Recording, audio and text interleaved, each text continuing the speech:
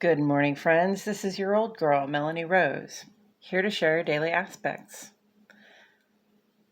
Today is Friday, January 14, 2022, and the sun is in Capricorn today and for the next week. We are now in the final week of the sun's transit through the sign of Capricorn. So now is a good time to reflect on how that has gone for us since the middle of last month. What aspirations and ambitions have we embodied in our labor so as to bring about a lighter, more youthful future for ourselves? Because remember, while Capricorn is a diligent worker, Capricorn also ages backwards. So they start out a little bit older and then they end up a little bit younger and freer and lighter. And I think that's a relatively good goal. What is the quest we work to fulfill? What part of this positive, diligent influence can we bring with us as we move forward into the year 2022? And the moon is in Gemini today, so this gives us a very talkative, communicative, also playful vibe in our hearts and homes. And the waxing crescent phase, waxing gibbous phase of this moon continues to invite us to focus our energies and our efforts toward the culmination of whatever goal or intention we set for this coming up full moon, which will be on Monday and in Cancer. And looking at this, I see earth and air, I see work and play. Either way, there's momentum here. Okay, let's take a look at some of the planetary energies we've got in play, go down the legend a little bit so that we can have an idea what we're working with on the page today. The sun represents our outer life. That's who we are when we step out the front door, that person that people first get to know when they meet you, and also how you come to engage in your social, civic, and work life. After the sun comes the moon, and the moon is more about the inner life or our relationship with ourselves. So what do you feel with your emotions? What do you notice with your intuitions? And also, how do you engage in your domestic space or your home life? Mercury is here and represents the intellect, that is especially our day-to-day thoughts, communications, plan making, and the running around that we do. Whereas Neptune asks the question, what is your relationship to the human collective today? Mars is about your personal sense of initiative, that fire under your butt, whatever drives you to do the things that you do. And Venus is about love and money, or how do you relate to those people and things that you value? Pluto is sitting up here in the corner representing for Capricorn as well. And Pluto brings about the extremes of our experiences, sort of the high highs and low lows. And through those experiences, we are transformed. We have a couple of different aspect energies on the page today. We have a square, which is a challenge. We have a couple of squares, which represents the potential for challenges. And we have an opposition, which also represents the potential for conflict or an opportunity to find the balance, right? Signs of note on the page, Capricorn, Gemini, and Cancer. Okay, let's get into these aspects. As you can see, I have divided the page into two columns, one for each of our luminaries. The moon has more of an impact on our inner life, our emotions, and how we engage in our domestic realm. And it moves pretty quickly, so it creates short aspects that really more just impact that part of our life.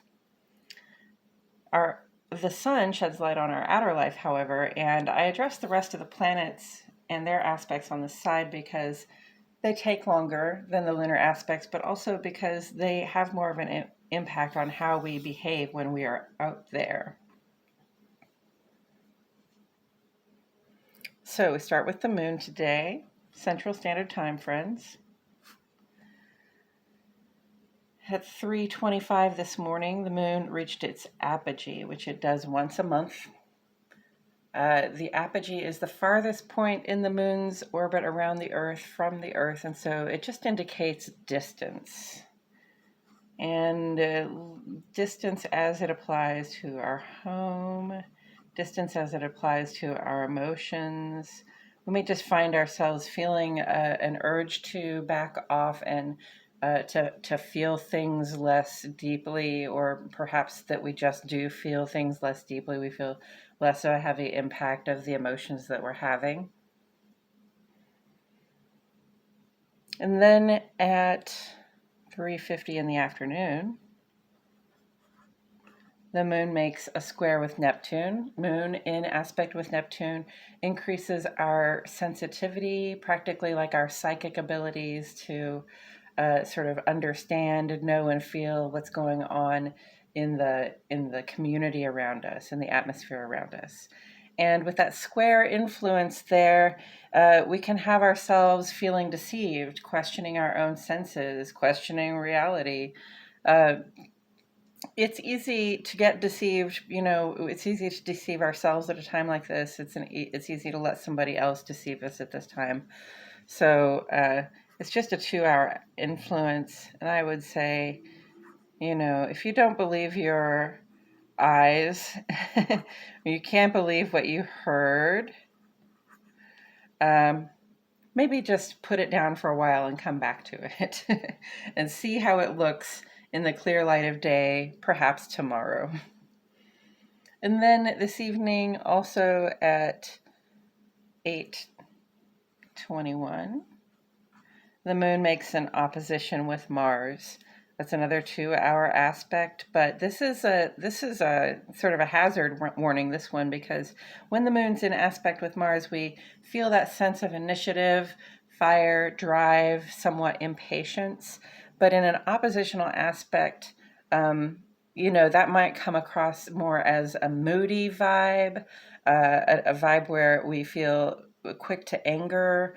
Little things might set us off. We're short-tempered, and we're going to be looking for a way to blow off steam. Let's not take it out on those people that are at home with us if we can. It's a good time to get some distance, some of that emotional distance I was talking about, but also possibly just physical distance so that we can be with ourselves and sort of work on our own crap and not, be distracted by other people's crap, which is going to set us off at this time. All right, and I'm going to bring these, I'm just going to make this bring these back to this other ongoing column aspect that we have on the sun side of the page in the ongoing column. Today is day 4 of 4 for Mars square Neptune. So you see Moon made a challenging aspect with Neptune, Moon made a challenging aspect with Mars, and Mars and Neptune are in a challenging aspect together.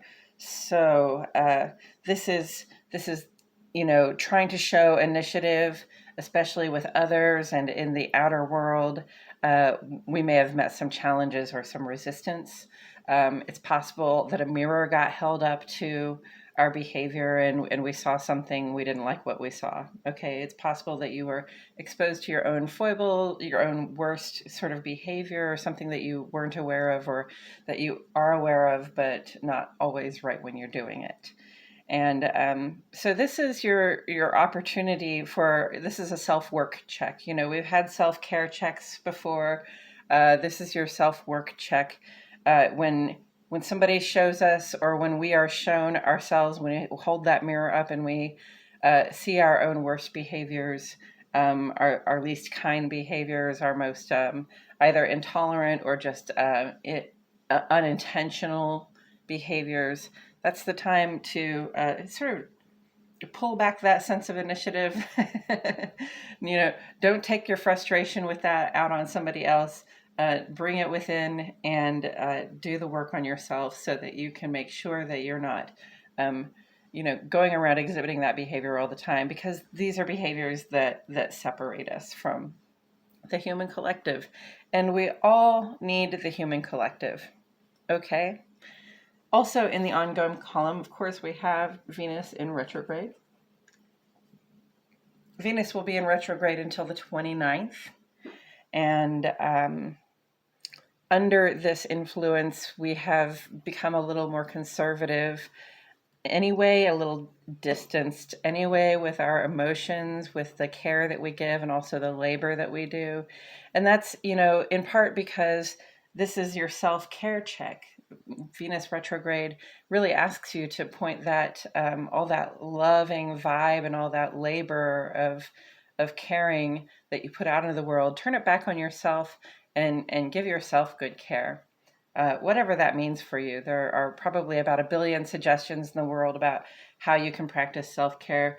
But really, you know what you need in terms of care, and you can find ways to give it to yourself.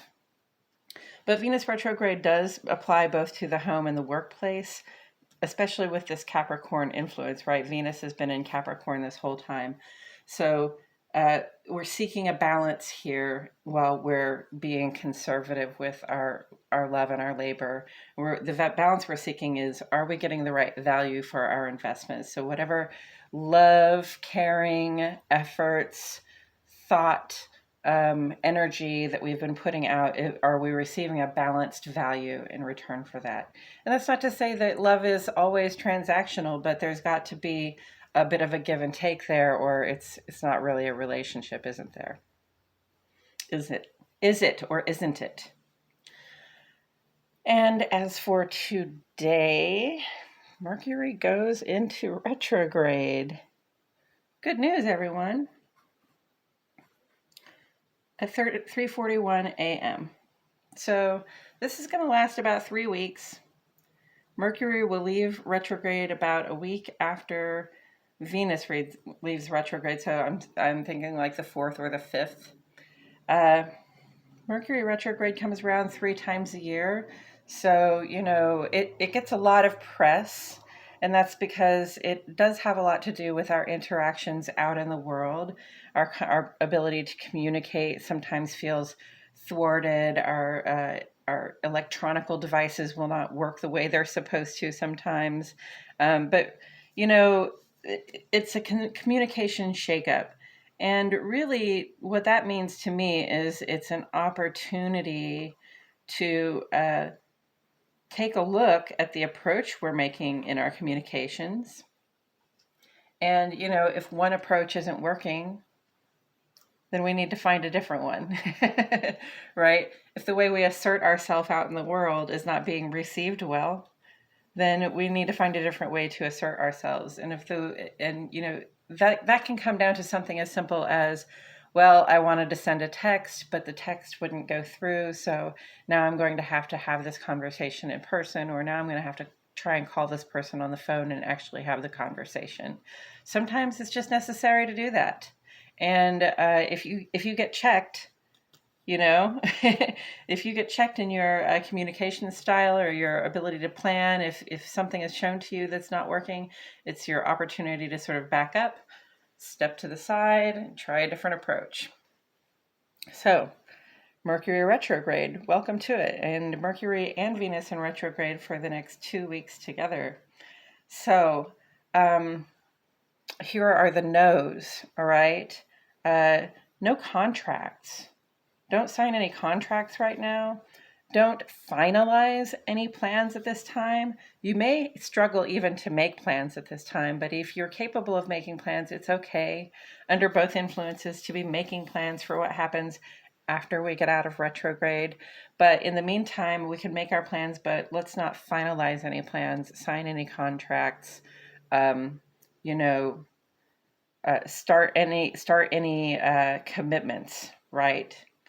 And that's funny that this is like, let's not start any commitments, because Venus retrograde is a lot like, don't end any commitments until Venus retrograde is out, right? So we've been talking about how, we're checking in on those relationships and seeing if we're finding the balance, but we're not, making any ultimatums at this time. We're not saying, well, if this doesn't improve, I'm leaving. We can advocate for ourselves at this time, but we really need to wait to make the choice to end something until after the 21st. And we really need to we also really need to wait to make the choice to begin something, especially a new responsibility, something that's going to take up a lot of your your time and intellect until 3 weeks from now. So, coming up coming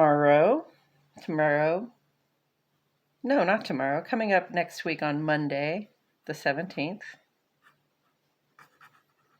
we have a full moon in Cancer. This is, like I said, the culmination of all the intentions and goals that we have set for ourselves.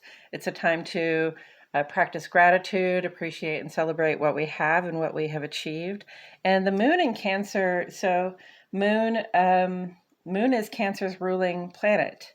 So what that says is that it's sort of like a double whammy of, emotion and wanting to be at home and to be a comfort and to receive comfort from, those people that we hold closest to us. So sometimes, the best celebration is the indoor celebration that you have at home with those people that understand you the best. And at a time like this, I think that's probably a great idea. And we will discuss these things and more as they come up, my friends. That's it for today. This has been your Daily Aspects, a astrological weather forecast for Friday, January 14, 2022. If you have any questions, comments, or concerns, please feel free to leave them in the comments section below this video. I would appreciate a thumbs up. Give me a like, subscribe to my channel if you haven't already. And I appreciate you showing up every day the way I show up every day here. It's a good connection for me. And I will see you all back here tomorrow for some more daily aspects.